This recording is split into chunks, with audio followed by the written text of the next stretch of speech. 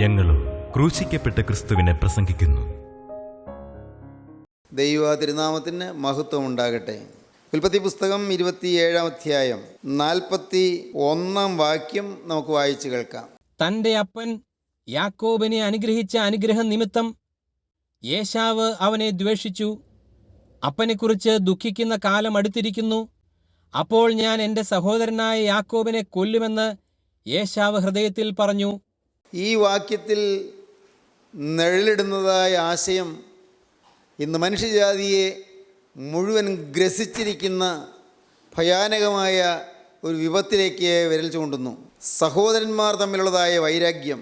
ആദിമ മാതാപിതാക്കന്മാരുടെ ആദ്യത്തെ മക്കൾ കയീനും ഹാബേലും അവർ വയലിൽ വെച്ച് ഒരാൾ ഒരുവനെ കൊന്നു. കയീൻ ഹാബേലിനെ കൊന്നു.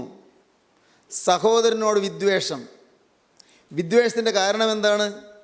വിദ്വേഷത്തിൻ്റെ കാരണം ഹാബേലിൻ്റെ വഴിപാടിൽ ദൈവം പ്രസാദിച്ചു. ഹാബേലിലും അവൻ്റെ വഴിപാടിലും ദൈവം പ്രസാദിച്ചു. കയീനിലും അവൻ്റെ വഴിപാടിലും ദൈവം പ്രസാദിച്ചില്ല. കയീന് ഹാബേലിനോട് അസൂയയുണ്ടായി. കയീന് ഹാബേലിനോട് ദ്വേഷമുണ്ടായി. കയീന് ഹാബേലിനോട് കോപമുണ്ടായി. കയീൻ ഹാബേലിനോട് കോപിച്ചു. ഒരുമിച്ച് പോവുകയാണ് വയലിലേക്ക്. നാം വയലിലേക്ക് പോക എന്ന് പറഞ്ഞ് വയലിലേക്ക് വിളിച്ചുകൊണ്ട് പോവുകയാണ്. വയലിലേക്ക് ചെന്നു. വയലിൽ വെച്ച് കയീൻ ഹാബേലിനോട് കയർത്തു. ഹാബേലിനെ കൊന്നു.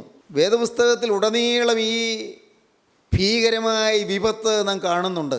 പരസ്പരമുള്ളതായ വിദ്വേഷം, പരസ്പരമുള്ളതായ മത്സരം, പരസ്പരമുള്ളതായ അസൂയ, പരസ്പരമുള്ളതായ വൈരാഗ്യം, പകയും വിദ്വേഷവും ഹൃദയത്തിൽ കുമിഞ്ഞു കൂടിയിട്ട് അത് പ്രതികാര ചിന്തയായി, പ്രതികാരത്തിൻ്റെ അഗ്നിയായി കത്തി അങ്ങനെ മനുഷ്യജീവിതങ്ങൾ നഷ്ടപ്പെടുന്നു, നശിക്കുന്നു, അപകടത്തിൽ കലാശിക്കുന്നു. ഇവിടെ നാം അതാണ് കാണുന്നത്. ഏറ്റവും പ്രശസ്തമായൊരു കുടുംബത്തിലാണ് നടക്കുന്നത്. അനുഗ്രഹീതമായൊരു തലമുറയിലാണ് നടക്കുന്നത്. അനുഗ്രഹീതമായൊരു തറവാട്ടിലാണ് നടക്കുന്നത്. അബ്രഹാം പിതാവിൻ്റെ മകനായ ഇസ്ഹാക്കിൻ്റെ മക്കൾ രണ്ടുപേരും തമ്മിലാണ് ഈ മത്സരം വരുന്നത്. ഏറ്റവും ശോഭനമായൊരു അന്തരീക്ഷമായിരുന്നു ആ വീട്. കഴിഞ്ഞൊരവസരത്തിൽ നാം ചിന്തിച്ചതുപോലെ അബ്രഹാം പിതാവിൻ്റെ കുടുംബം it was A distinguished home. അത് സവിശേഷതയുള്ളൊരു കുടുംബമായിരുന്നു. അത് അനുഗ്രഹീതമായൊരു കുടുംബമായിരുന്നു. അത് ശ്രേഷ്ഠമായൊരു കുടുംബമായിരുന്നു. എന്നാൽ ആ കുടുംബം ഇസ്ഹാക്കിൻ്റെ കാലമായപ്പോഴേക്കും അത് അനർത്ഥത്തിലേക്കും ദോഷത്തിലേക്കും നീങ്ങുന്നത് നാം കാണുന്നു. ഈ ഡിസപ്പോയിൻറ്റഡ് ഹോമായിട്ട് മാറി. നിരാശമുറ്റിയൊരു ഭവനമായി മാറി. എന്തൊരു അനുഗ്രഹീതമായ ഭവനമായിരുന്നു അത്. അത് നിരാശ നിറഞ്ഞൊരു ഭവനമായി മാറി. Disappointed home. മാത്രമല്ല നാം ഇവിടെ കാണുന്നത് അതൊരു ഡിവൈഡഡ് ഹോമായി മാറി. Divided home. അവിടെ പരസ്പരം കിടമത്സരമാണ്. അത്ര വരുത്ത് അംഗസംഖ്യയൊന്നുമില്ല. വലിയ പ്രാരബ്ധങ്ങളുള്ളൊരു കുടുംബമല്ല. രണ്ട് മക്കൾ, ഏശാവും യാക്കോവും, രണ്ട് മക്കൾ. പക്ഷേ ജനിച്ചപ്പോൾ മുതൽ വൈരാഗ്യം വന്നു കഴിഞ്ഞു. ജനിച്ചപ്പോൾ മുതൽ ഭിന്നത ഉടലെടുത്തു കഴിഞ്ഞു. അനേകം കുടുംബങ്ങളും നശിച്ചുകൊണ്ടിരിക്കുന്നത് വൈരാഗ്യത്തിലാണ്. പരസ്പരമുള്ളതായ ഭിന്നതയിലാണ്. കുടുംബങ്ങൾ തകർന്നുകൊണ്ടിരിക്കുകയാണ്. ഒരുപക്ഷെ മദ്യപാനത്തിന് പോകുന്നില്ല, അല്ലെങ്കിൽ വേണ്ടാത്ത ജീവിതമില്ല, മ്ലേച്ഛമായ ദുഷ്കൃത്യങ്ങളില്ല, ദുഷ്ടതയുടെ മറ്റ് പ്രവർത്തനങ്ങളൊന്നുമില്ല. പരസ്പരമുള്ളതായ ഭിന്നത ഇന്ന് കുടുംബങ്ങളിൽ നിലകൊള്ളുന്നു. ഭാര്യയും ഭർത്താവും തമ്മിലുള്ളതായ ഭിന്നത കൊണ്ട് മുടിഞ്ഞു പോകുന്ന മക്കൾ. ഭാര്യയും ഭർത്താവും തമ്മിലുള്ളതായ അഭിപ്രായ വ്യത്യാസം. മക്കൾക്കാണ് കേടുവരുന്നത്. മക്കൾക്കാണ് അവർക്ക് പഠിക്കാൻ പറ്റാതെ പോകുന്നത്. അവർക്ക് ഒന്ന് ശാന്തമായിട്ടിരിക്കാൻ പോലും പറ്റുന്നില്ല. അമ്മയും അപ്പനും തമ്മിലുള്ളതായ ഉള്ളിൽ തിക്കുകൊണ്ട്, അവരുടെ ഉള്ളിലെ തിങ്ങൽ കൊണ്ട് മക്കളുടെ സ്വഭാവം നശിക്കുന്നുള്ളത് മാതാപിതാക്കൾ അറിയുന്നില്ല, ചിന്തിക്കുന്നില്ല. അവരവർക്ക് അവരവരുടേതായ ന്യായങ്ങൾ കാണും. അവരവരുടേതായ അഭിപ്രായങ്ങൾ ഉറച്ചു നിൽക്കുന്നുണ്ടാവും. ന്യായീകരണങ്ങൾ കാണും. ചിലപ്പോൾ നിസ്സാര കാര്യങ്ങളായിരിക്കും. ഒന്ന് വിശകലനം ചെയ്ത് നോക്കിയാൽ ഇത്ര അർത്ഥശൂന്യമായ കാര്യങ്ങൾക്ക് വേണ്ടിയാണോ വഴക്കടിച്ചെന്ന് തോന്നിപ്പോകും. എത്ര നിസ്സാര കാര്യം. പക്ഷേ അതങ്ങ് പെരുപ്പിച്ച് അത് ഒറ്റപ്പൊരി വീടെ ചുടുമെന്ന് പണ്ട് ടോൾസ്റ്റോയ് പറഞ്ഞതുപോലെ, ഒറ്റപ്പൊരി, ഒരു തീപ്പൊരി മതി ഒരു വീട് മുഴുവൻ കത്തിക്കാനെന്ന്. പണ്ട് ടോൾസ്റ്റോയുടെ കഥയിൽ ഒരു കഥ എങ്ങനെയാണ്? ഒരു നിസ്സാര കാര്യം മതി, വഴക്കങ്ങ് പെരുത്ത് അത് വലിയ നാശത്തിന് കാരണമാകും, രണ്ട് കുടുംബങ്ങൾ നശിക്കുന്നതിന് കാരണമായി തീർന്നുവെന്ന്. സഹോദരങ്ങളെ, നമ്മുടെ കുടുംബങ്ങളിൽ ഐക്യം പുലർത്താൻ എന്താണ് വേണ്ടതെന്ന് നാം ചിന്തിക്കേണ്ടതാണ്. ഒരാളും താണേ പറ്റുകയുള്ളൂ. ഒരാളും താഴുക. രണ്ടുപേരും താഴാൻ രണ്ടുപേരും നോക്കിയിരിക്കണ്ട, ഇനിയാൾ താഴട്ടെ എന്ന് വിചാരിക്കണ്ട. ഒരാൾ താഴുക. താഴ്മയുണ്ടെങ്കിൽ മൃദുവായ ഉത്തരം ക്രോധത്തെ ശമിപ്പിക്കുന്നു. ജ്ഞാനിയായ സലോമൻ പറയുകയാണ്, മൃദുവായ ഉത്തരം ക്രോധത്തെ ശമിപ്പിക്കുന്നു. മൃദുവായ ഉത്തരങ്ങൾ, മാർദ്ദവമുള്ള വാക്കുകൾ, മധുരമായ വാക്കുകൾ, സ്നേഹാർദ്രമായ വാക്കുകൾ, സ്നേഹം തുളുമ്പുന്ന വാക്കുകൾ, ആ വാക്കുകളിൽ കൂടെ ക്രോധത്തെ ശമിപ്പിക്കാൻ കഴിയും. നേരെ മറിച്ച് പലപ്പോഴും ഇങ്ങോട്ടൊന്ന് പറയുമ്പോൾ അങ്ങോട്ട് രണ്ട് പറഞ്ഞ് എരിതിയിൽ എണ്ണ ഒഴിക്കുന്നത് പോലെ അത് കോപാഗ്നി കത്തിച്ചു കൊണ്ടിരിക്കുകയാണ്. ഇവിടെ അസൂയയാണ് പറ്റിയത്. എന്താണ് കാരണം? ഏശാവിന് കിട്ടേണ്ടിയ അനുഗ്രഹം യാക്കോവിന് കിട്ടിപ്പോയി. ഏശാവിന് കിട്ടിയ അപ്പൻ്റെ വാക്കുകൾ എന്താണ്? 27-ാം അധ്യായം 38-ാം വാക്യം മുതൽ വായിക്കുമ്പോൾ ഏശാവിനോട് അപ്പൻ പറയുന്നത് നമുക്ക് ശ്രദ്ധിച്ച് കേൾക്കാം. ഏശാവ് പിതാവിനോട്, നിനക്ക് ഒരു അനുഗ്രഹം മാത്രമേ ഉള്ളുവോ അപ്പാ? അപ്പാ, നിനക്കൊരു അനുഗ്രഹം മാത്രമേ ഉള്ളൂ അപ്പാ. എന്നെയും കൂടെ അനുഗ്രഹിക്കണമേ അപ്പാ എന്ന് പറഞ്ഞു പൊട്ടിക്കരഞ്ഞു. എന്നെയും കൂടി അനുഗ്രഹിക്കണമേ അപ്പാ എന്ന് പറഞ്ഞ് ഏശാവ് പൊട്ടിക്കരഞ്ഞു. എന്നാറെ അവന്റെ അപ്പനായ ഇസഹാക്ക് ഉത്തരമായിട്ട് അവനോട് പറഞ്ഞത്, അപ്പനായ ഇസ്ഹാക്ക് മകനോട് ഉത്തരമായിട്ട് പറഞ്ഞു, നിന്റെ വാസം ഭൂമിയിലെ പുഷ്ടി കൂടാതെയും മീതെ ആകാശത്തിലെ മഞ്ഞു കൂടാതെയും ഇരിക്കും. അപ്പൻ പറഞ്ഞത് എന്താണ്? മോനെ, നിനക്ക് അനുഗ്രഹമില്ല എന്നാണ്, നിനക്ക് പുഷ്ടി ഉണ്ടാവുകയില്ല എന്നാണ്, ഈ ഭൂമിയിലെ പുഷ്ടി നിനക്ക് ലഭിക്കുകയില്ല എന്നാണ്, ആകാശത്തിലെ മഞ്ഞിൻ്റെ അനുഗ്രഹം നിനക്ക് കിട്ടുകയില്ല എന്നാണ്, പ്രകൃതി പോലും നിനക്ക് എതിരായിരിക്കുമെന്നാണ്, ഊഷര ഭൂമിയിൽ കൂടി നീ അലഞ്ഞു തിരിയേണ്ടി വരുമെന്നാണ്, നീ വരണ്ടുണങ്ങിയ ഭൂമിയിൽ കൂടി സഞ്ചരിക്കേണ്ടി വരുമെന്നാണ്, ഭൂമിയിലെ പുഷ്ടി നിനക്ക് ലഭിക്കുകയില്ല, ആകാശത്തിലെ മഞ്ഞിൻ്റെ കുളിർമ നിനക്ക് ലഭിക്കുകയില്ല, നിന്റെ വാസം ഭൂമിയിലെ പുഷ്ടി കൂടാതെയും മീതെ ആകാശത്തിലെ മഞ്ഞു കൂടാതെയും ഇരിക്കും. നിന്റെ വാളുകൊണ്ട് നീ ഉപജീവിക്കും. നിന്റെ വാളുകൊണ്ട് നീ ഉപജീവിക്കും, നീ വെട്ടിപ്പിടിക്കും. നീ നിന്റെ വാളുകൊണ്ട് യുദ്ധം ചെയ്താണ് നീ ജീവിക്കാൻ പോകുന്നത്. നിന്റെ ജീവിതത്തിൽ എന്നും കലക്കവും കലഹവുമായിരിക്കും, എന്നും പ്രശ്നമായിരിക്കും. നീ നിന്റെ വാളുകൊണ്ട് നീ ഉപജീവിക്കും. നിന്റെ സഹോദരനെ നീ സേവിക്കും. യേശാവേ, എനിക്ക് നിന്നോട് പറയാതിരിക്കാൻ വയ്യ. സത്യം ഞാൻ പറഞ്ഞുകൊള്ളട്ടെ, വരാനിരിക്കുന്നത് ഞാൻ വെളിപ്പെടുത്തിക്കൊള്ളട്ടെ. നിന്റെ സഹോദരൻ്റെ ദാസനായിത്തീരും നീ. നിന്റെ സഹോദരൻ്റെ ദാസനായിത്തീരും നീ. നിന്റെ സഹോദരനെ സേവിക്കും. നിന്റെ കെട്ട് അഴിഞ്ഞു പോകുമ്പോൾ നീ അവന്റെ നുകം കഴുത്തിൽ നിന്ന് കുടഞ്ഞുകളയും. യേശാവിന് അപ്പൻ്റെ വാക്കുകൾ കേട്ട് ഞെട്ടൽ വരുന്ന വാക്കുകളാണ്. നിന്റെ കെട്ട് അഴിഞ്ഞു പോകുമ്പോൾ നീ അവൻ്റെ നുകം കഴുത്തിൽ നിന്ന് കുടഞ്ഞു കളയും. നിന്റെ കെട്ട് അത് നീ എങ്ങനെയെങ്കിലും അഴിഞ്ഞു കിട്ടാനായിട്ട് നീ ശ്രമിക്കും. നീ ബന്ധനത്തിലാകും. ആ ബന്ധനം ഒന്ന് അഴിഞ്ഞു കിട്ടാൻ നീ ശ്രമിക്കും. നീ അത് കുടഞ്ഞു കളയും.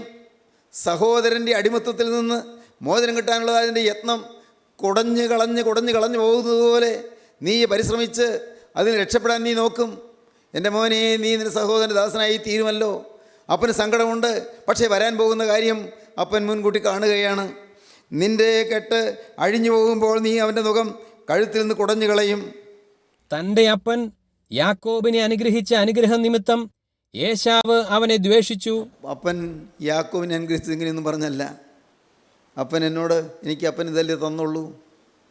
പ്രിയപ്പെട്ടവരെ, നമുക്ക് തോന്നും, പണ്ട് കൊച്ചുകുട്ടിയായിരുന്ന കാലത്ത് ഞാൻ വായിക്കുമ്പോൾ എനിക്കും തോന്നിയിട്ടുണ്ട്, പാവം ഏശാവിനോട് എന്താ ഇസ്ഹാക്കിന് ചെയ്തത്. ഏശാവിനൊരു നല്ല വാക്ക് പറഞ്ഞു കൊടുക്കാമായിരുന്നല്ലോ. എന്തോരം കരഞ്ഞോ, പൊട്ടിക്കരഞ്ഞോ എന്നാണ് തിരുവചനം പറയുന്നത്.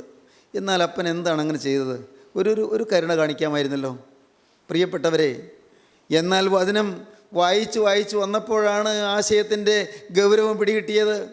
നാം വായിക്കുന്നുണ്ട് 25-ാം അധ്യായത്തിൻ്റെ അവസാനത്തെ വാക്യത്തിൽ ഏശാവ് ജ്യേഷ്ഠ അവകാശത്തെ അലക്ഷ്യമാക്കി കളഞ്ഞു. എനിക്ക് ഈ ജ്യേഷ്ഠാവകാശം എന്തിനെ എന്ന് പറഞ്ഞ് ജ്യേഷ്ഠാവകാശത്തെ അവൻ അലക്ഷ്യമാക്കി കളഞ്ഞു.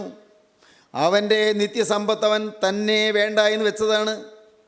അവന് തൽക്കാലത്തെ അല്പം രസത്തിന് വേണ്ടി, അല്പം സുഖത്തിന് വേണ്ടി, മധുര പായസത്തിന് വേണ്ടി, ക്ഷണനേരത്തെ മധുരത്തിന് വേണ്ടി അവന് കിട്ടാമായ നിത്യമായ സന്തോഷത്തെയും സൗഭാഗ്യത്തെയുമാണ് അവൻ കളഞ്ഞു കുളിച്ചു പോയത്. അവൻ അല്പനേരത്തെ വയറിൻ്റെ രസത്തിന് വേണ്ടി, ശരീരത്തിൻ്റെ സുഖത്തിന് വേണ്ടി, ജഡത്തിൻ്റെ ഇമ്പത്തിന് വേണ്ടി അവന് നിത്യമായ സൗഭാഗ്യമാണ് അവൻ കളഞ്ഞത്. അവൻ ജ്യേഷ്ഠാവകാശത്തെ അലക്ഷ്യമാക്കി കളഞ്ഞു. അവന് അനുഗ്രഹിക്കപ്പെടാനുള്ളതായ വഴികൾ അവൻ തന്നെ അടച്ചു കളഞ്ഞിരുന്നു. അവന് വരാൻ പോകുന്ന ദൈവം കണ്ടു. ദൈവം അത് അപ്പനായ ഇസ്ഹാക്കിൻ്റെ നാവിന്മേൽ വരച്ചു കൊടുത്തു. വരാനിരിക്കുന്ന കാര്യം പ്രവചനാത്മകമായി ഇസ്ഹാക്ക് പറഞ്ഞതാണ്. എന്നാൽ യാക്കോബിന് അപ്പൻ കൊടുത്ത അനുഗ്രഹം എന്താണ്? അത് 27 വാക്യം മുതൽ വായിക്കുമ്പോൾ കാണാം. അവൻ അടുത്തു ചെന്ന് അവനെ ചുംബിച്ചു.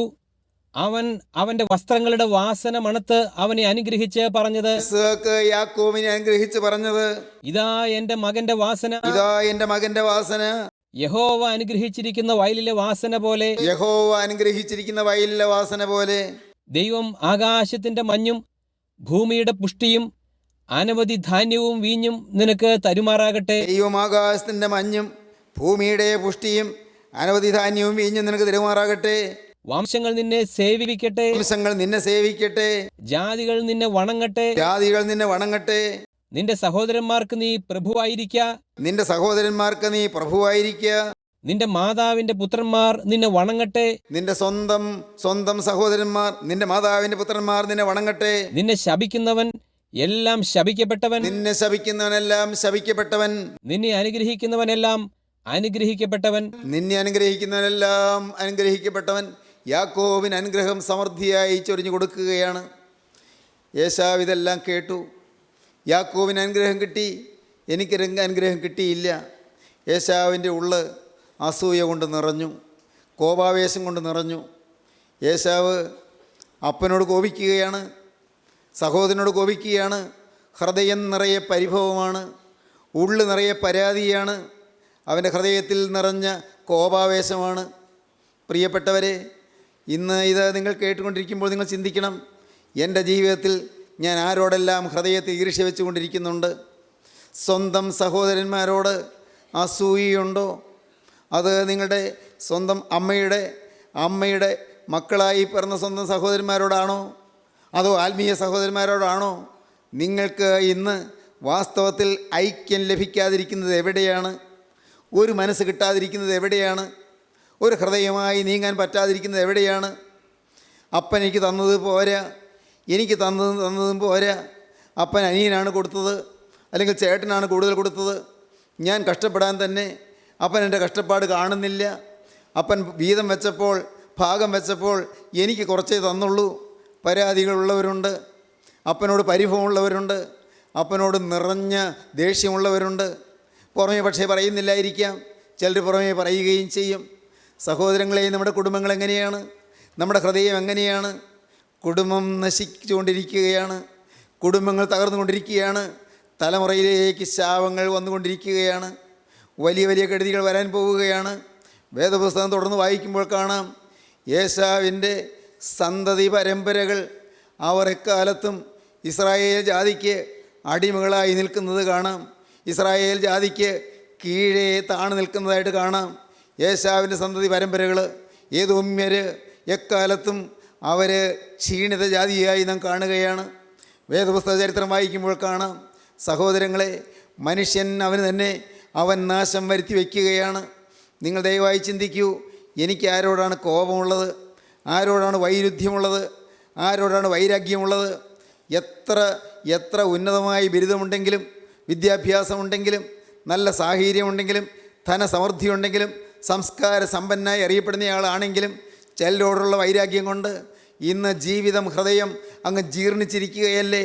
ഹൃദയം അങ്ങ് ചീഞ്ഞ ദുർഗന്ധം വ്യാപിച്ചിരിക്കുകയല്ലേ? ചില കാര്യങ്ങളിലുള്ള കടുംപിടുത്തം, പ്രിയപ്പെട്ടവരെ, നിങ്ങളുടെ ജീവിതം നശിപ്പിച്ചു കൊണ്ടിരിക്കുകയല്ലേ? ഞാൻ ഒരിക്കലൊരു പഴയ കഥ വായിച്ചു. രസകരമായൊരു കഥയാണ്. നിങ്ങൾ കുട്ടികൾ, പക്ഷേ നിങ്ങൾ ചെറുകുട്ടികളായിരുന്ന കാലത്ത് സ്കൂളിൽ പഠിച്ചു കാണും. ആ അപ്പന് 4 മക്കളുണ്ടായിരുന്നു. ഈ മക്കൾ 4 പേരും അപ്പൻ മരിക്കാറായപ്പോൾ അപ്പൻ്റെ അടുക്കൽ ചെന്നു എന്നാണ് കഥ. അപ്പൻ്റെ അടുക്കൽ 4 പേരും കൂടിയിട്ടുണ്ട്. ആ കഥയിൽ അപ്പൻ അവരോട് പറയുകയാണ്, മക്കളെ, നിങ്ങൾ 4 പേരും ഓരോ ചുള്ളി കമ്പ് കൊണ്ടുവരിക, ഓരോ ചുള്ളി കൊണ്ടുവരിക. അപ്പൻ്റെ അടുക്കൽ അവരത് കൊണ്ടുവന്നു. അവരോട് പറഞ്ഞു, നിങ്ങളിത് 4ഉം കൂട്ടിക്കെട്ടുക. 4ഉം കൂട്ടിക്കെട്ടി നന്നായിട്ട് കെട്ടി. മക്കളെ, അത് ഒടിക്കാൻ പറഞ്ഞു. ഒടിക്കാൻ പറ്റുകയില്ല, 4 വടിയാണ്. ഈ 4 വടിയും ചേർത്ത് വെച്ചു. ഒടിക്കാൻ നോക്കി, പക്ഷേ ഒടിക്കാൻ പറ്റുന്നില്ല, ചേർത്ത് കെട്ടിയിരിക്കുകയാണ്. അത് കഴിഞ്ഞു. അപ്പൻ പറഞ്ഞു, അതെല്ലാം കെട്ടഴിച്ചിട്ട് വെവ്വേറെ വയ്ക്കാൻ പറഞ്ഞു. ഓരോന്നും ഒടിക്കാൻ പറഞ്ഞു. ഓരോന്നും ദ്രുതഗതിയിൽ ഒടിക്കാൻ പ്രയാസമില്ല, വേഗം ഒടിക്കാൻ പറ്റി. എന്താണ് ഇതിൻ്റെ അർത്ഥം എന്നറിയാമോ? അപ്പൻ അവർക്ക് പറഞ്ഞു കൊടുത്തു, മക്കളെ, നിങ്ങൾ ഒറ്റയ്ക്ക് ഒരു മുനയായി, നിങ്ങൾ ഒരു ഹൃദയമായി, നിങ്ങൾ ഐക്യത്തോടെ നിന്നാൽ നിങ്ങളെ ഒടിക്കാൻ ആർക്കും സാധ്യമല്ല, നിങ്ങളെ തകർക്കാൻ ആർക്കും സാധ്യമല്ല. നിങ്ങൾ ഒറ്റയായി പിരിഞ്ഞു നിന്നാൽ നിങ്ങളെ തകർക്കാൻ പറ്റും, നിങ്ങളെ നശിപ്പിക്കാൻ പറ്റും. സഹോദരങ്ങളെ, ഇന്ന് അനേകം കുടുംബങ്ങൾ നശിക്കുന്നത് എങ്ങനെയാണ്? ഭിന്നത അകത്ത് വന്നിരിക്കുന്നു. അനേകം സ്ഥാപനങ്ങൾ മുടിയുന്നത് എങ്ങനെയാണ്? ഭിന്നത അകത്ത് വന്നിരിക്കുന്നു. അനേകം കൂട്ടായ്മകൾ നശിക്കുന്നത് എങ്ങനെയാണ്? കൂട്ടായ്മകളിൽ തൊഴുത്തിൽ കുത്തു നടക്കുന്നു. കൂട്ടായ്മകളിൽ അങ്ങോട്ടും ഇങ്ങോട്ടും കുത്തിത്തിരിപ്പുകൾ നടക്കുന്നു. കൂട്ടായ്മകളാണ്. സഭകൾ തകർന്നത് എങ്ങനെയാണ്? സഭകൾ വീര്യം കെട്ടുപോയത് എങ്ങനെയാണ്? സഭകൾ ക്ഷീണിച്ചു പോയത് എങ്ങനെയാണ്? സഭകളിലെല്ലാം പറ്റിയിരിക്കുന്ന അപകടം ഇതാണ് സംഭവിക്കുന്നത്. പരസ്പരം ഭിന്നത വരുന്നു, പരസ്പരം ഐക്യം നഷ്ടപ്പെട്ടു പോകുന്നു. ഇന്നത് കേൾക്കുമ്പോൾ സഭ അതല്ല, സമുദായം അതല്ല, അത് പ്രിയപ്പെട്ടവരെ, നിങ്ങളുടെ സ്ഥാപനം അതുമല്ല. നിങ്ങൾ ദയവായി നിങ്ങളുടെ കുടുംബത്തിലേക്ക് നോക്കൂ. നിങ്ങളുടെ കുടുംബത്തിൽ അപ്പനും അമ്മയും മക്കളും ഒരു ഹൃദയമായി നിൽക്കാൻ പറ്റുന്നുണ്ടോ? കുടുംബത്തിൽ ദൈവരാജ്യം വരട്ടെ. ഈ സമയത്ത് എനിക്ക് വ്യക്തമായ കാര്യം നിങ്ങളോട് പറയാനുണ്ട്. കുടുംബത്തിൽ ദൈവരാജ്യം വരണം. കുടുംബം സ്വർഗമായി തീരണം. കുടുംബം സ്വർഗീയ സ്നേഹമായി തീരണം. ഐക്യം പുലർത്തുന്ന കുടുംബങ്ങളായി തീരണം. ദൈവത്തിൻ്റെ വലിയ നാമം മഹത്വപ്പെടട്ടെ. വളരെ പ്രസിദ്ധമായ ഒരു ഉദാഹരണ കഥ സ്റ്റാൻലി ജോൺസാണെന്ന് എനിക്ക് തോന്നുന്നു. അദ്ദേഹം പറഞ്ഞ ഒരു ഉദാഹരണ കഥ എൻ്റെ മനസ്സിലുള്ളത് ഞാൻ ദൈവരാജ്യം എന്നുള്ള പുസ്തകത്തിൽ അത് കുറിച്ച് വെച്ചിട്ടുണ്ട്. നിങ്ങൾ ദയവായിട്ട് ഒന്നുകൂടി എടുത്ത് വായിച്ചാൽ കൊള്ളാം. ഒരു കഥയാണത്. എന്താണ് ദൈവരാജ്യം? ദൈവരാജ്യത്തിൽ ഒരു ദൈവദാസനെ മാലാഖ കൂട്ടിക്കൊണ്ടു പോവുകയാണ്.